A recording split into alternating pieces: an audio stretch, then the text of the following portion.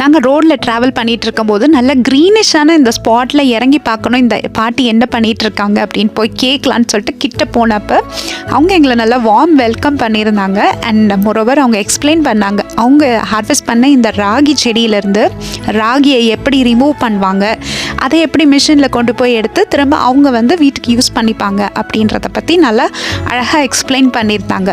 And இவங்க தோட்டத்தில் போட்டிருந்தது எல்லாமே இவங்க வீட்டு பர்பஸ்க்கே யூஸ் ஆகிடும், அதுக்கு மேலே இருக்கிறதா சேல் பண்ணுவோம் அப்படின்னு சொல்லிட்டு நல்லா அழகாக எக்ஸ்பிளைன் பண்ணியிருந்தாங்க. அப்புறம் அவங்க பர்மிஷனோட கேட்டுட்டு அவங்க தோட்டத்துக்கு உள்ளே போய் பார்த்தோம். ரொம்ப ரொம்ப ரொம்ப எக்ஸைட்டிங்காக இருந்துச்சு.